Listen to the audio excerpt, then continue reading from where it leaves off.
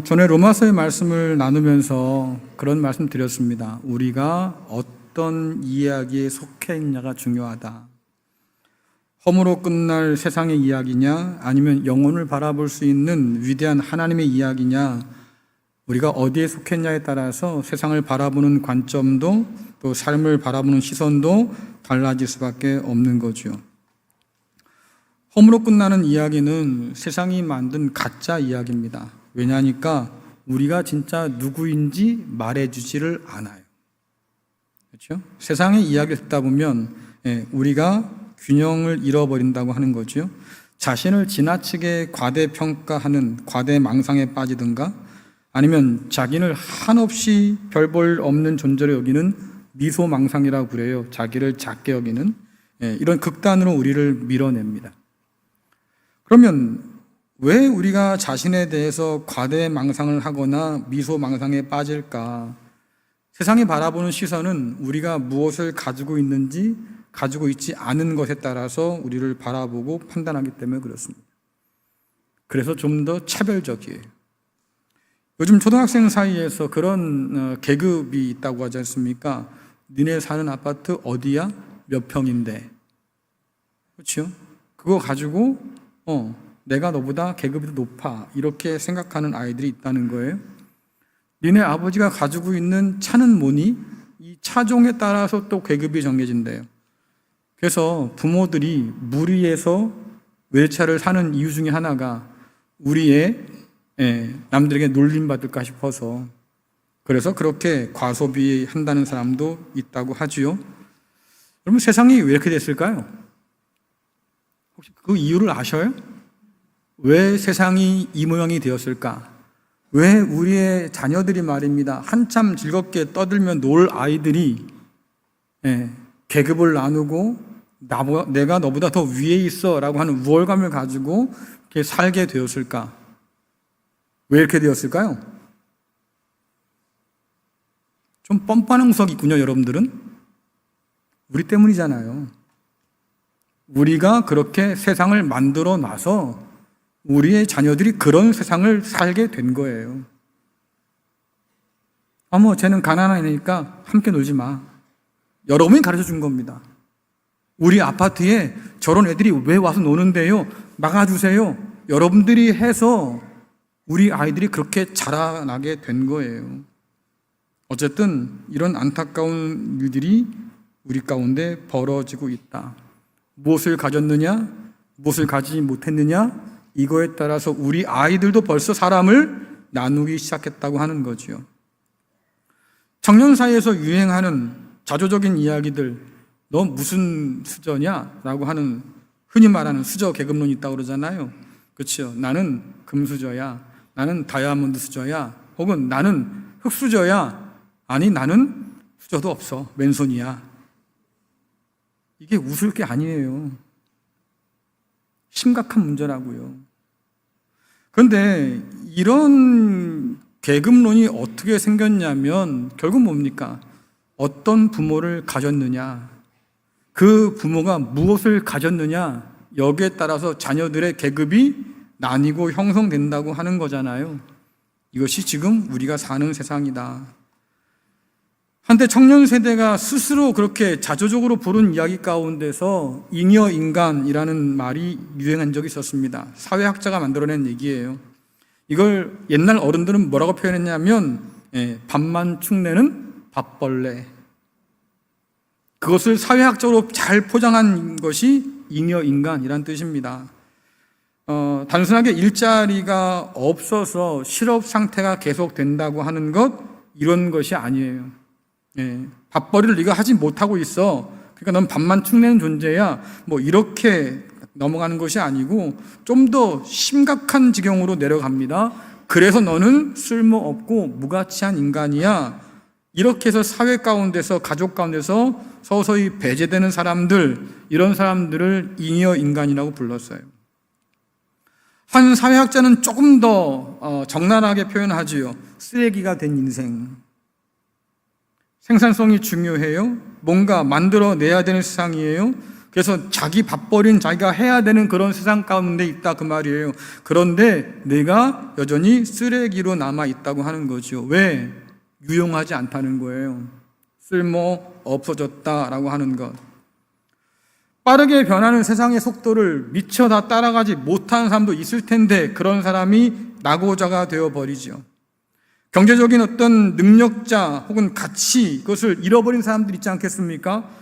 계속해서 뭔가를 만들어내거나 벌이를 할 수 없는 그런 사람들이 있잖아요. 그렇죠? 이런 사람들을 세상에서는 투명 인간 취급하지요.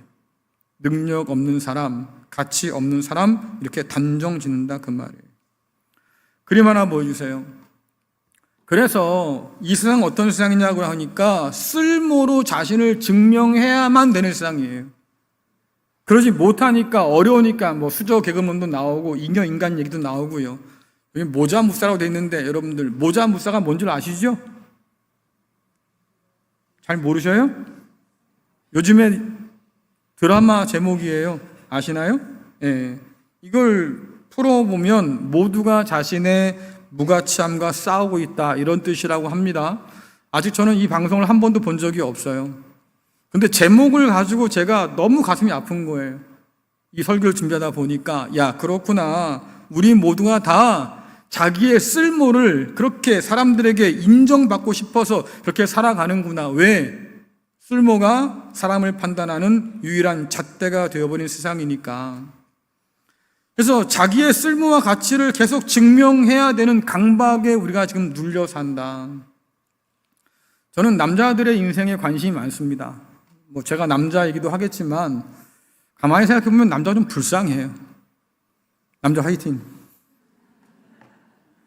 불쌍해요.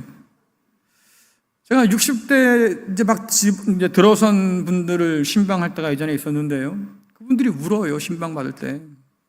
운다고요. 여러분의 남편들이 운다는 거예요. 그거 왜 웁니까? 라고 하니까 불안하다는 거예요. 뭐가 불안해요? 앞으로 제가 은퇴가 앞두고 있습니다. 뭘 하고 살까요? 30년 동안 남은 인생들을. 그러니까 준비되어 있는 사람들, 그런 사람들은 뭔가 자신만만해 보긴 하는데 그렇지 못한 사람들은 불안한 거죠. 두려워요. 왜? 자기가 쓸모없는 사람이 될까 두려운 거예요.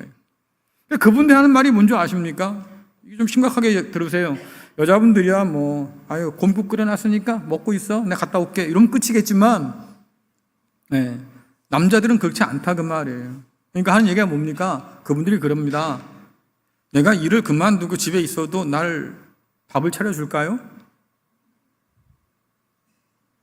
차려줄 거냐고. 그렇지요. 그런 거야. 아니 네가 차려 먹어. 그래서 하는 얘기가 뭡니까? 지금부터 밥을 시켜요. 밥 해봐. 반찬도 안 묻어봐. 내가 없어도 넌 먹고 살아야지. 이런 식인 거야. 그러면서 울어요. 그분들이. 그래서 내가 이게 심각한 문제구나. 남자로 산다고 하는 건 참 심각한 문제다. 아까 제가 약간 예민하게 굴었지요. 왜 어머니만 자꾸 찾냐. 남자가 불쌍해서 그래요. 그렇지요. 예, 자녀들도 그럽니다. 높고 높은 하늘이라 말들 하지만 우리 엄마 사랑을 어떻게 감당하겠어. 그러니까 엄마를 생각하면 막 그냥 가슴이 아파져. 왜? 평생 고생만 하고 산 것 같거든. 그 고생의 절반은 누구예요? 남편 때문이다. 아빠 때문이야. 아빠 때문에 우리 엄마 고생했잖아. 예? 나머지는요? 나머지는 우리 때문이지. 자식 키우느라고 고생했으니까. 아니 그럼 생각해 보자고요. 엄마만 고생했냐고. 근데 왜 아빠는 안 찾냐고. 이것이 실질적으로 남자들에게 남는 문제예요. 그만큼 남자들도 어렵다. 내가 살아갈 이유, 내가 여전히 쓸모 있어, 가치 있는 사람이야, 이것을 증명해내야 되는데 그럴 기회가 점점 더 사라질 때 남자도 불안하다. 그런 강박이 우리 모두에게 있다 그 말이죠. 설교를 준비하는 중에 새 책이 한 권 나왔어요. 그림 하나 보여주십시오. 따끈따끈한 책이라고 해서 이름이 나이 묻는 사회입니다. 너 몇 살인데? 아직 신간이니까 제가 받아볼 시간이 없었어요. 근데 책 소개를 접해서 이렇게 읽어보니까요. 이분 관점이 그겁니다. 나이가 어떻게 되세요? 라고 사람들은 묻지 않습니까? 이것이 왜 묻느냐라고 하니까 차별을 위해서 묻는 질문이라는 거예요. 그렇죠? 우리가 보통 그렇지 않습니까? 누굴 만나서 갈등이 생겨. 그러면 대뜸 묻는 말이 뭐예요? 너 몇 살인데? 주민등록 까봐. 까면 어떻게 하겠다는 거예요, 도대체? 내가 너보다 위니까 그 순간 내가 뭔가 우위를 점할 수 있는 거죠. 어린 게 말이야, 젊은 사람이 말이야, 이렇게 되는 거예요.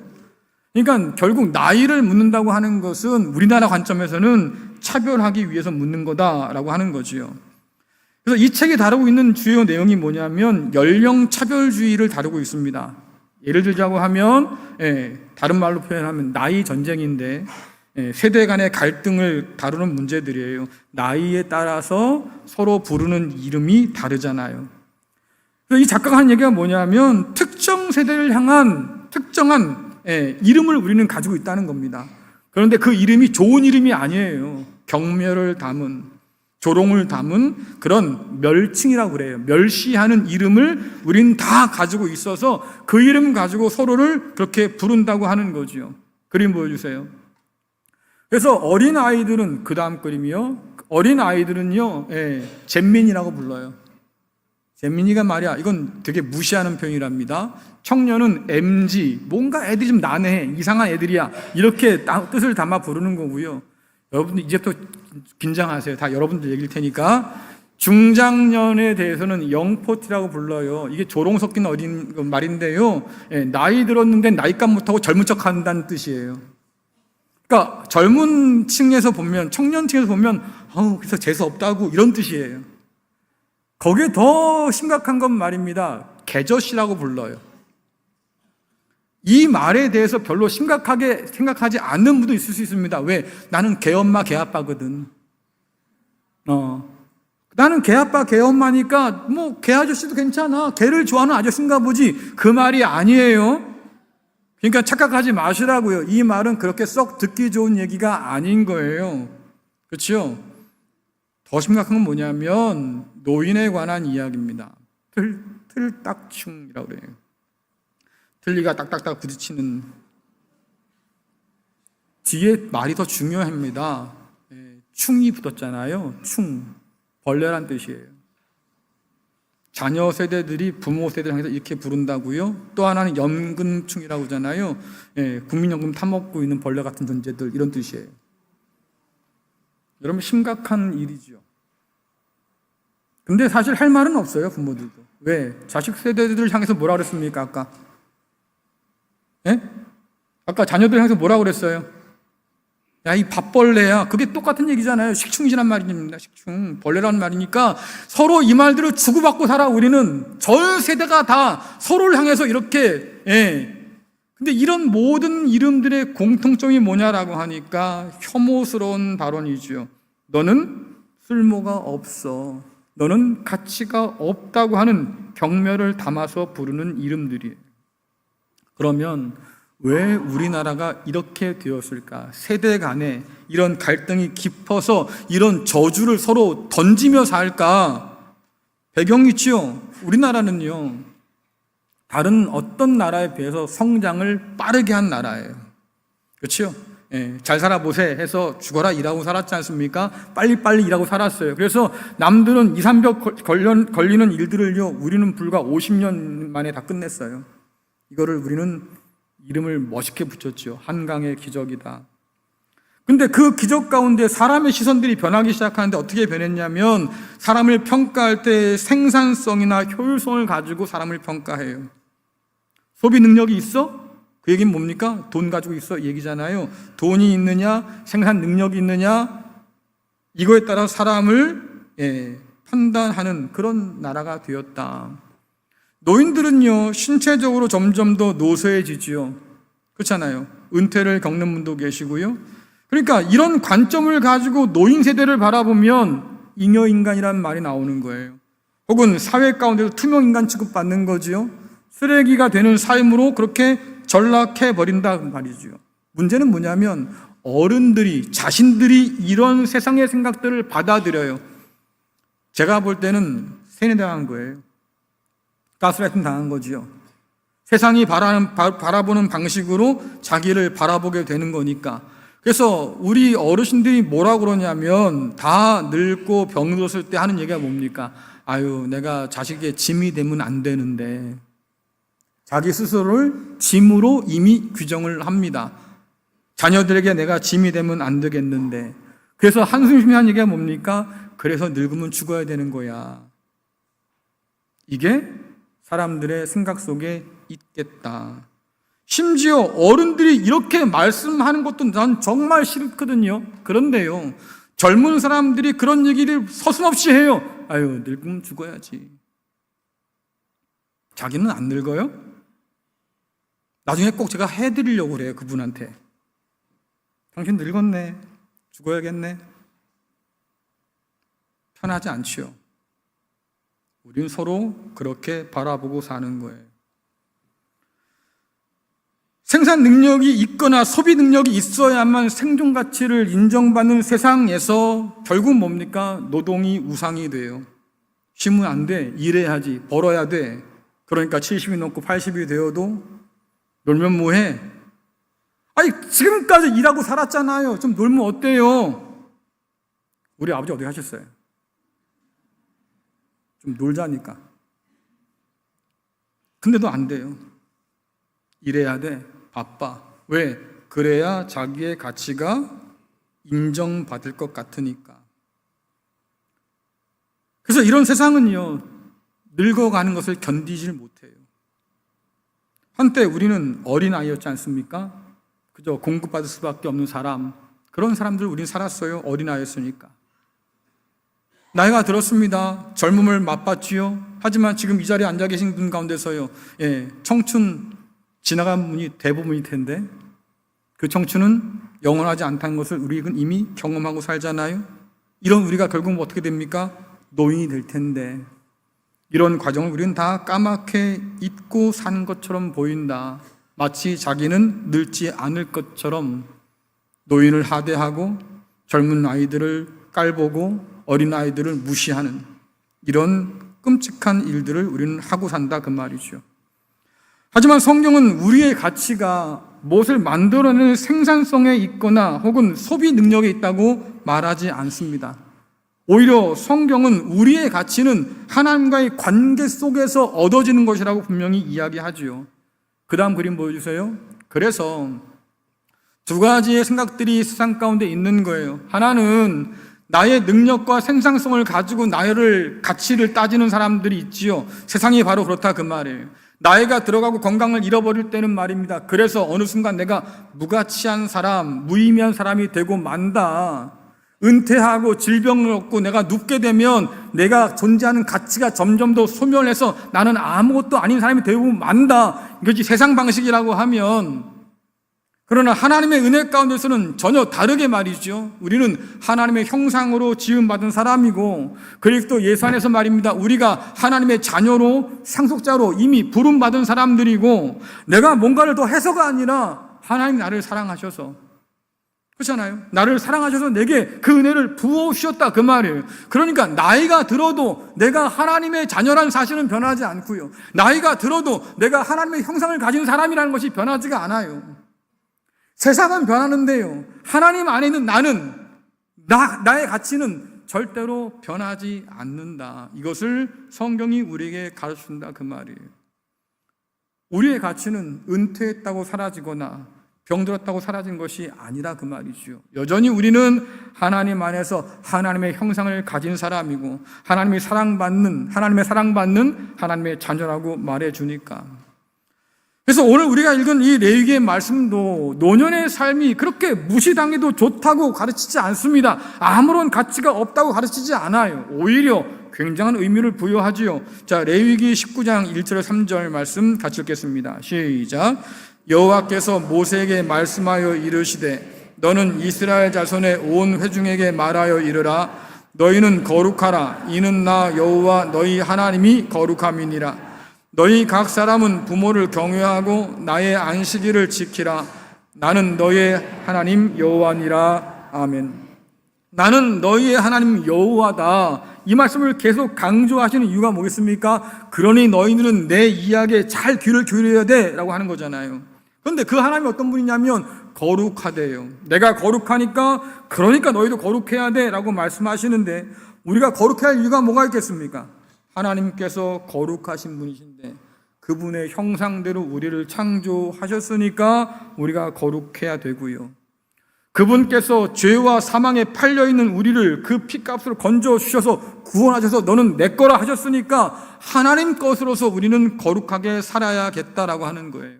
다시 말하면 하나님의 영광을 반영할 사람으로 저와 여러분을 불러오셨다고 하는 거죠. 문제는 어떻게 세상 가운데서 그 거룩함을 드러내며 살까?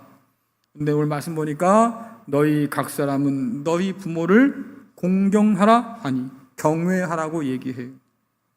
여러분 이상하죠?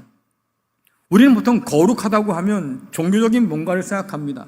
그렇죠? 분위기 잡고 예배를 드린다거나 분위기 잡고 기도를 드린다거나 뭐 이런 걸 우리는 거룩하다고 생각을 해요. 제가 티를 입고 있을 때가 거룩한 게 아니라 이렇게 가운이라도 입고 있어야 거룩하다고 생각하는 사람들이 많지 않습니까? 그러니까 종교적인 어떤 행위를 가지고 우리는 거룩하다고 생각하지만, 그러나 오늘 말씀 보면 뭐라 그럽니까? 그게 아니고 너희 각 사람은 부모를 경외하라, 이것이 거룩한 거야 라고 말씀해 주셔요.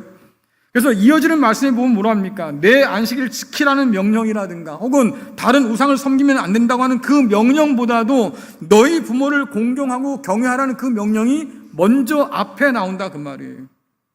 뿐만 아니라 이때 부모를 경외하라고 하는 이 단어가 하나님을 경외하는 단어와 똑같은 단어예요. 하나님을 경외하는 것처럼 너희의 부모를 경외하고, 너희 부모를 경외하는 것처럼 그렇게 하나님을 경외해라. 다시 말하면 존경의 마음으로 상대를 높이는 그런 태도를 가져라 라고 하는 거겠지요. 그래서 이것을 좀 뒤집어 얘기하면 부모를 경외하지 않으면 하나님을 경외하는 것이 아니란 얘기잖아요. 여러분 잘 생각해 보세요. 예배주의자들, 예배 우선주의자들이 있습니다. 예배만 집착하는 사람들이 있어요. 마치 예배를 드리면 내가 할 일 다 했다고 생각하는 사람들이 있습니다. 아마 오늘도 이 자리에 앉아 있을걸요. 아유, 그래도 난 오늘 예배는 드렸는데. 근데 성경은 뭐라고 그러냐면 그건 잘한 일이지만 집에 돌아갔을 때 네 부모에게 내가 어떻게 하느냐, 이게 더 중요하다고 가르치는 거잖아요. 주님께서 바리새인을 책망할 때가 있었습니다. 니네들 고르반 그럼 다 끝난 줄 알지? 이렇게 책망하셨거든요. 고르반이 뭐냐면 이거는, 이 제사는 하나님께 드렸으니까 함부로 못 건드려요, 이런 핑계거리가 된다 그 말이에요. 그러니 하나님께서는 내 부모를 경외하라 공경하라 하셨는데 말입니다, 핑계가 되는 거지요. 아, 이건 하나님께 드려서 내가 이걸 가지고 부모를 공경할 수가 없어요. 미안하지만 부모님께 드릴 게 없습니다. 핑계가 되는 거지요. 그러니 주님께서 그걸 바라보시고 책망하신 거예요. 너희들이 사람이 만든 그런 유전과 전통을 가지고 하나님의 법을 그렇게 밥 먹듯이 어기는구나. 그들이 예배를 드리지 않았습니까? 아니에요. 예배를 잘 드린 사람이었다니까요. 그런데 그런 위선적인 모습을 가지고 있었다. 부모를 그들이 공경하지 않았다. 그래서 오늘 말씀에 의미가 있는 거예요. 내 안식일을 거룩하게 지켜라, 이 말씀 앞에 내 부모를 경외하라고 가르쳤으니까. 그러면 하나님을 경외하는 사람에게 부모를 경외함이 왜 그렇게 중요할까? 지난주에 나눈 말씀, 또 오늘 장로님 하신 기도와 생각해 보면 그래요. 하나님을 경외하는 부모를 통해서 자녀들이 하나님 경외하기를 배워요. 우리가 고백한 것처럼 하나님께서 우리에게 부모를 허락해 주셨지 않습니까? 그 부모가 우리에게는 하나님과 같은 분이에요. 왜? 그 부모를 통해서 하나님을 만나게 하셨고 하나님을 경외하도록 하셨기 때문에. 하나님께서 모세를 사람들에게 세우면서 뭐라고 그럽니까? 사람들에게 네가 하나님과 같을 거야. 하나님은 모세를 통해서 말씀하시고 그 말씀을 모세를 통해서 사람들은 듣겠지요. 마찬가지로 부모를 통해서 우리가 하나님을 만나고 그 부모를 통해서 우리가 경외해야 할 권위가 있다는 것을 배우게 되지 않겠습니까? 그러니까 부모는 우리에게 하나님과 같은 존재다. 그러니 하나님을 경외하는 그 마음을 가지고 부모를 높이고 공경해라 라고 말씀하는 거지요. 우리는 순종해야 할 그런 권위가 반드시 있어야 될 사람이에요. 그렇죠? 그러니까 하나님이 아니면 우리는 우상 앞에 절하고 사는 사람들이거든요. 그런데 이런 우리에게 하나님을 경외하는 그 권위를 보여준 것이 바로 우리 부모님들이다. 뿐만 아니라 부모는 우리가 태어나서 만나는 최초의 타인이에요. 나 아닌 다른 사람을 내가 제일 처음 만난 게 누구냐라고 하니까 부모이지 않습니까? 그래요. 그 부모를 통해서 결국 내가 타인을 대하는 방식들을 배울 텐데, 결국 부모를 공경하고 경외하는 사람은 타인을 존중하는 사람으로 자라갈 수 있다고 하는 거죠. 그래서 오늘 하나님 말씀하시는 겁니다. 너희의 부모를 경외하라고 가르쳐 주는 거예요. 레위기는 이런 부모 경외하는 태도를 공동체로 확대 적용합니다. 자, 레위기 19장 32절을 같이 읽겠습니다. 시작.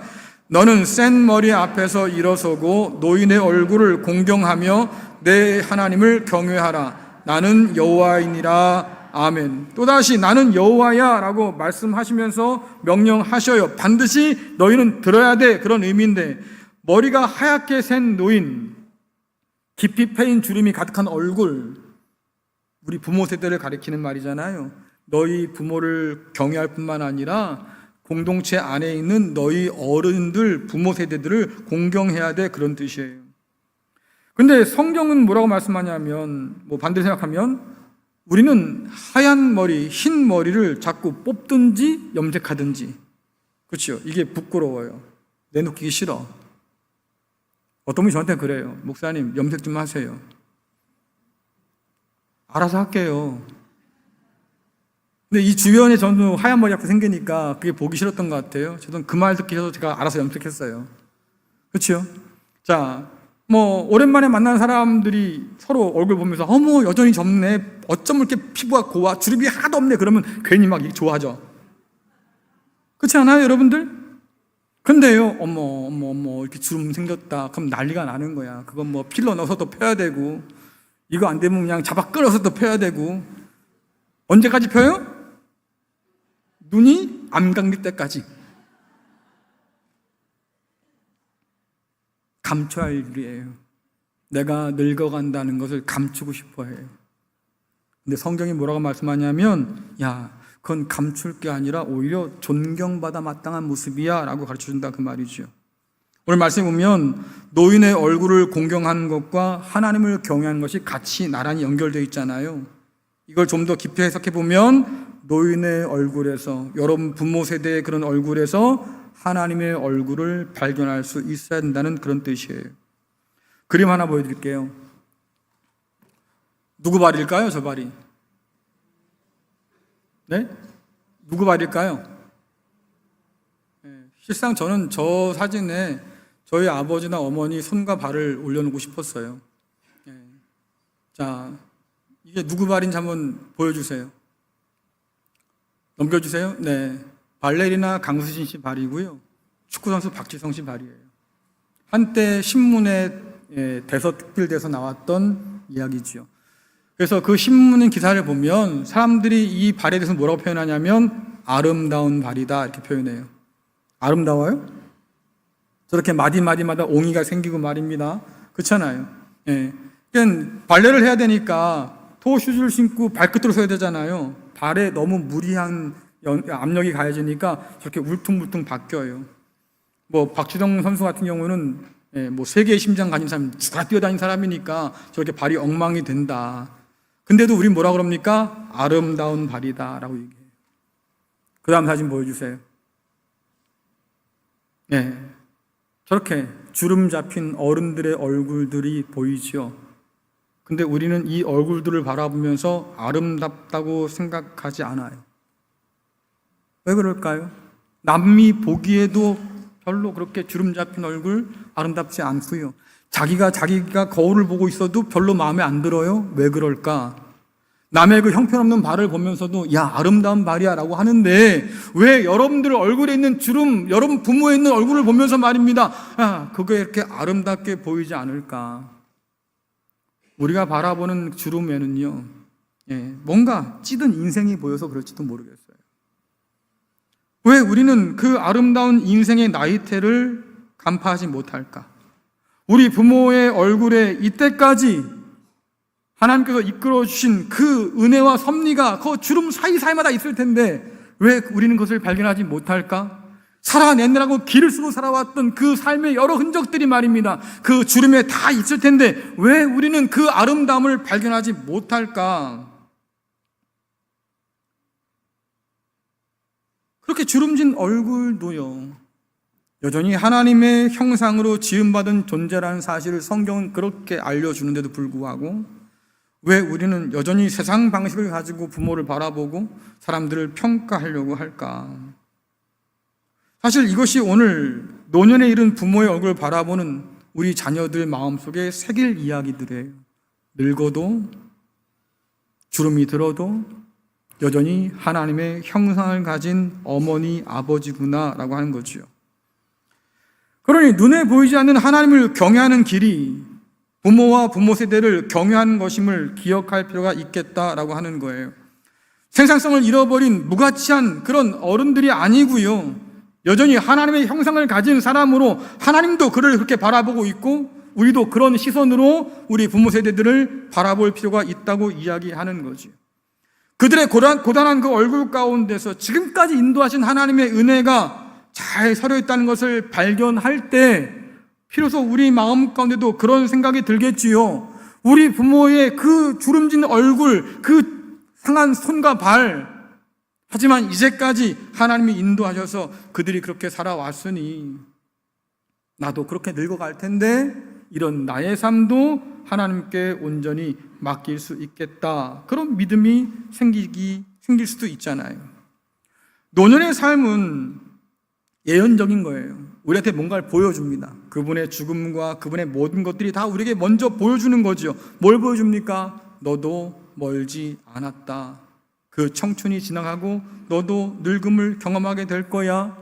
심지어 죽음을 통해서 우리에게 가르쳐줍니다. 너도 이 자리에 올 때가 있을 거야. 왜? 우린 다 태어난 사람은 죽으니까. 그러니까 여러분들, 우리 가운데서 늙지 않을 사람이 아무도 없고요, 인생의 그 삶의 끝자락에 이르지 않을 사람이 아무도 없으니 지금 가지고 있다고, 힘 있다고 너무 자랑하지 말라 그 말이에요. 오히려 좀 겸손해라. 왜? 다 지나가잖아요. 젊음도 지나가고 인생도 지나가고 결국 마지막 순간이 올 텐데, 그러니 우리도 부모의 삶을 바라보면서 겸손을 배울 필요가 있겠다. 어른들이 살아왔던 그 삶을 인정할 뿐만 아니라 그들의 희생 덕분에, 그들의 눈물 덕분에, 그들의 애씀 덕분에 오늘 우리가 살아가고 있다는 것을 잊지 않아서 노년의 삶을 좀 더 이해하고 보살피려고 하는 그런 태도와 마음이 오늘 우리 자녀들에게도 필요하겠다 싶은 거예요. 뿐만 아니라 이러한 것은 부모 세대 스스로도 잊지 말아야 할 거다 그 말입니다. 왜? 거부할 수 없는 노년기를 우리는 맞이해요. 누가 그것을 벗어날 수 있겠습니까? 하지만 이 노년기를 말입니다, 내가 어떻게 하나님의 형상을 가진 사람으로 살아갈까를 깊이 고민할 필요는 있겠다. 얼마 전에 장례가 한 번 있었어요. 우리 교회 장례는 아니고요, 제가 어릴 때부터 알아왔던 분이 이제 돌아가셔서 저는 그 연락을 마치 못하고 나중에 이제 전해 들은 겁니다. 보통 고인이 이제 장례가 나면 말입니다, 이제 문상도 오고 그러니까 그분과 만나서 이러저런 얘기를 나누잖아요. 그렇죠? 아이고, 자네 어머니가 나한테 밥을 그렇게 맛있게 줬어. 내가 그 밥맛을 잊지 못해서 왔지. 그럼 자녀들이 뭐라고 그랬어요? 맞아요, 우리 엄마 솜씨가 참 좋았어요. 잘 베풀기도 하셨고요, 마음이 넉넉한 분이었습니다. 뭐 이렇게 고인을 기억하고 말이죠, 서로 간에 위로하고 격려하고 뭐 그런 자리지요. 근데 그 자리에서 그랬답니다. 이번에 우리 엄마 수의가 얼마짜리야? 이번에 관 비싼 걸 해드렸어. 그게 뭔 그 의미가 있다고? 그게 거기서 나누고 자랑할 이야기는 아닌 거지요. 어떤 어머니였는지 어떤 아버지였는지 그것을 기억하기보다는 부모의 장례식에조차도 자기 일을 자랑하기에 바쁜 참 안타까운 인생인데요. 여러분 한번 생각해 보세요. 만약에 여러분의 자녀들이 말입니다, 여러분의 장례식에서 나를 기억하는 것이 아니고요, 아이고 내가 그분한테 이번에 비싼 거 입혀드렸어, 마지막 가는데 잘 가라고 내가 관을 아주 멋있는 거 짜드렸어, 이걸 자랑한다고 생각해 보십시오. 여러분 기분이 어떨까요? 괜찮겠어요? 저는 편하게 눈 감지 못할 것 같은데. 그렇잖아요. 나를 기억해 주기를 바라겠지요. 내가 어떤 아버지였는지 어떤 어머니였는지 내 자녀들이 나를 추모해 주기를 바라겠지요. 그래요. 그래서 드린 말씀이에요. 그림 하나 보여주세요. 우리는 남은 인생을 이렇게 살 수도 있을 겁니다. 무엇을 남기고 어떻게 기억될 건가, 우리 부모 세대들 지금부터 생각해 보시라고요. 내 자녀들이 저렇게 허무한 자랑으로 끝내게 놔둘 건가, 아니면 내 자녀 기억 속에 말입니다, 그렇게 아쉬워하고 안타까워하고 보고 싶고 그래서 추억하게 되고 추모하게 되는 그런 사람으로 남을까, 어떻게 하면 내가 그런 어머니로 그런 아버지로 남을 것인가를 지금부터 고민하시고 생각하시고 그런 삶을 살아가야겠지요. 이것이 부모 세대에게 남은 인생을 사는 방법이 될 수 있겠구나라고 하는 거예요. 성경은 성부, 성자, 성령, 삼위일체 하나님과의 관계 속에서 노년의 삶을 바라보라고 이야기합니다. 하나님께 뿌리 박아 사는 노년의 삶은 성경에 보니까요, 늙어도 여전히 결실한다, 진액이 풍족하다, 빛이 청청한 그런 종려나무나 백향목 같다라고 노래하지요. 자, 시편 92편 12절 14절 같이 읽겠습니다. 시작. 레바논의 백향목처럼 울창할 것입니다. 그들은 마치 여호와의 성전들에 심기운 나무처럼 우리 하나님의 정원에서 우거지게 될 것입니다. 그들은 늙어서도 열매를 맺으며 항상 싱싱하고 푸를 것입니다. 아멘. 오랫동안 깊이 뿌리를 내려온 종려나무는 다른 나무보다 훨씬 더 달콤한 열매를 풍성히 맺는다고 그래요. 또 모진 바람을 견디면서 우뚝 서왔던 백향목은요, 여전히 그 푸르름을 유지할 수 있다고 얘기하지요. 이것이 누구냐? 하나님께 깊이 뿌리 박은 믿음의 사람들에게 찾아오는 노년의 아름다움이다라고 하는 거예요. 하나님과 깊은 교제에서 길어 올린 지혜, 또 하나님과 깊은 교제 가운데서 나눈 그 기도, 이것이 노년들이 맺을 수 있는 풍성한 결실뿐만 아니라 그것이 흘러넘쳐서 자녀 세대를 축복하는, 공동체를 축복하는 풍성한 진액이 될 수 있다고 성경은 이야기합니다. 그리스도 예수 안에 있는 노년의 삶은 겉사람은 점점 낡아지겠지만 이건 어쩔 수 없잖아요. 하지만 우리의 속사람은 날마다 새롭다. 왜? 하나님의 은혜가 매일매일 새롭기 때문에. 그러니 그리스도 예수 안에 있는 우리가 거울을 보면서 말입니다, 아이고 주름 또 하나 늘었네, 더 깊어졌네, 뭐 이거 가지고 탄식할 것이 아니고 그 주름 사이사이에 서려 있는 하나님의 은혜, 하나님의 사랑, 그것을 기억하고 감사하는 것이 여러분의 노년을 훨씬 더 풍성하게 만드는 길이겠다. 어쩔 수 없이 우리는 연약해지겠지만 그렇기 때문에 내가 남은 의지할 곳이 우리 하나님밖에 없겠구나. 이 노년의 삶 가운데 말입니다, 내가 의지할 분은 역시 하나님밖에 없겠구나. 그런 마음을 가지고 하나님께 더욱더 가까이 나가는 삶, 그것이 노년에 우리가 감당할 삶이겠다. 요엘서가 예언하잖아요. 성령이 임할 때 노인도 꿈을 꾼다라고 얘기해요. 근데 그 성령께서 예언대로 우리 가운데 이미 와 계신다고 하지 않습니까? 그러니 여쭤볼게요. 여러분들 꿈 꿉니까? 개꿈 말고 꿈 꿀까요? 여러분들 꿈을 안 꿔요, 노인들이. 아유, 이 나이에 무슨 꿈을 꿔요. 그냥 사는 거지. 그냥저냥 살아서 할 얘기가 많지 않아. 그러니까 어떤 얘기 합니까? 다 옛날 얘기밖에 없어. 내가 옛날에 말이야, 내가 옛날에. 죄송하지만 여러분들의 자녀는 그거 싫어해요. 왜? 어저께도 했던 얘기거든. 그렇지요. 지난번에 했잖아요. 명절 때마다 했던 얘기들이거든. 그러니 레파토리를 다 아는 거야. 다 알고 있는 얘기하고 듣고 싶어요? 그러니 지루하지. 그러니 눈 감고 귀 닫아버리지. 그럼 또 그게 서운해. 그렇죠? 그게 서운해. 니들도 늙어봐라겠더라. 그게 저주지.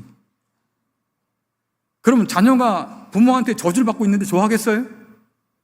그러니 관계가 좋아질 리가 없고 좋아질 턱이 없는 거죠. 그래서 우리가 이렇게 베베 꼬인 삶을 살아간다라고 하는 거예요. 하지만 성령이 꿈꾸고 하시는 이 꿈은요, 비전이에요. 앞을 바라보는 거지요. 늙어감을 한탄하고 불평한 것이 아니고요. 하나님과의 교제 가운데서 하나님 주신 소망을 품고 하나님 주신 꿈을 품는 거예요.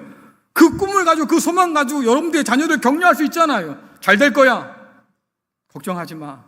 내가 살아왔을 때 나도 힘들었어. 나도 고비가 많았지. 하지만 그때마다 하나님이 나를 인도해 주셨다. 너도 그렇게 될 거야. 내가 너를 기도할게. 여러분, 이것이 부모의 자세지요. 약할 때 강하다는 말씀처럼 노년의 연약함이 반드시 있는데 그런 것을 인정하고 하나님을 더욱더 의지할 때 나는 그만큼 더 겸손할 수 있는 것이고 하나님의 은혜는 더 깊이 흘러들 수 있는 것이고 말씀에서 약속한 것처럼 말입니다. 더 풍성한 그런 노년의 삶을 누릴 수 있다고 하는 거예요. 그럼 여러분, 부디 생산성으로 우리를 평가하는 이 세상에 속지 말기를 간절히 축원합니다. 하나님께 굳게 뿌리 박음으로 하나님의 은혜에 기대어 살아가는 아름다운 삶이 될 수 있기를 간절히 축원합니다. 노욕이 들어요. 섭섭하기도 해요. 그래서 악다구니를 하지요. 너도 늙어봐라, 이거서 다 그렇게 된다. 안 그렇게 될 수도 있다고요. 하나님 모르는 사람이 늙어가는 것처럼 그렇게 늙지 않을 수도 있다고요. 좀 더 고상하게, 좀 더 고급지게 자녀들에게 복이 되고 축복이 되는 사람들로. 그래서 말입니다, 우리 자녀들이요, 나 죽었을 때 말입니다, 아유 우리 아버지 그런 분이었어, 우리 엄마 그런 분이었지, 추억하고 본받고 싶고 닮아가고 싶은 그런 어른이 될 수 있다고 성경이 말하니 그런 어른이 되어 주시기를 간절히 부탁드리겠습니다. 물론 우리가요, 이 말씀대로 온전히 살기는 좀 어려워요. 왜? 시대가 그런 시대야. 아까 말씀드린 것처럼 말입니다, 나이 전쟁이라 부를 만큼 세대가 갈등이 심해요. 그러다 보니까 한 가정 안에서도 말입니다, 부모 자녀가요 한 상에 둘러서 먹고 마셔요? 그럴 일이 정말로 있어요? 그런 시대가 되고 말았다 그 말이에요. 서로 상처를 주고받아요.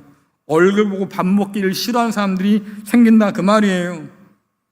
그 상처가 너무 깊어서 말입니다, 너희 부모를 경외해라고 말하면 마음의 짐이 무거워져요. 이게 하나님 명령이긴 한데 경외가 안 돼요. 하나님, 미움이 있고 섭섭함이 있고 서운함이 있고 내 아버지 어머니를 용서하기가 힘들어요. 이런 자녀도 있어요.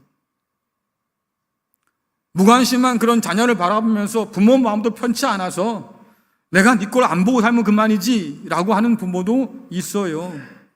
그렇죠? 몸이 아파가고 말입니다, 누군가를 의지하며 살 수밖에 없는 그런 삶이 되고 나면 그런 육체의 한계 가운데서 내가 품위를 지킨다? 이거 어려운 일일 수도 있어요. 그러니 그냥 내가 이제 얼마 안 남았는데 그냥 내 알아서 살게.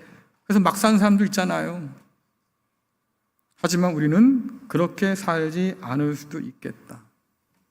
이런 우리에게 필요한 게 뭐겠습니까? 여전히 하나님의 은혜가 필요하다. 십자가에서 우리의 모든 연약함과 허물을 대신 짊어진 그리스도 예수, 그분의 사랑이 우리에게 부어졌다고 말하고 성령께서 우리 가운데 함께 하신다고 하니까 우리가 그 사랑에 기대어 살면 서로의 상처를 넘어설 수 있겠고, 서로를 이해하기 때문에 서로를 불쌍히 여길 수도 있겠고, 그래서 격려하고 위로하고 서로 위해 기도하는 그런 아름다운 관계, 아름다운 가정, 아름다운 공동체가 될 수도 있겠다라고 하는 거지요. 가치를 증명해야 살 수 있다는 세상, 너의 쓸모와 필요성을 증명하라고 생각하는 이런 세상 가운데서 우리는 하나님 앞에 서 있어요. 성전에 심긴 나무처럼 여호와 앞에 우리는 서 있어요. 깊이 뿌리 내리고 늘 빛이 푸르르고 주님과의 사귐 속에서 더 풍성한 진액을 가지고 우리는 살아갈 수 있겠다. 그 진액을 여러분 자녀들에게 나누어 주세요. 그 지혜를 여러분 자녀에게 나누어 주세요. 자녀들의 미래를 축복하시고 그 자녀들은 그런 어른들을 귀히 여기고 오늘 주신 말씀처럼 그렇게 경외함으로 서로 품어 안아서 여러분의 가정이, 우리의 교회 공동체가 더 나아가서 이 세상이 서로 품고 격려하는 천국의 모형 될 수 있기를 간절히 축원합니다. 우리 안에 있는 하나님의 형상을 인지할 때 비로소 이 일들은 가능해질 거예요. 세상의 관점으로 서로를 재단하지 마시고 하나님의 관점으로 서로를 품어 안는 저와 여러분 될 수 있기를 간절히 축원합니다.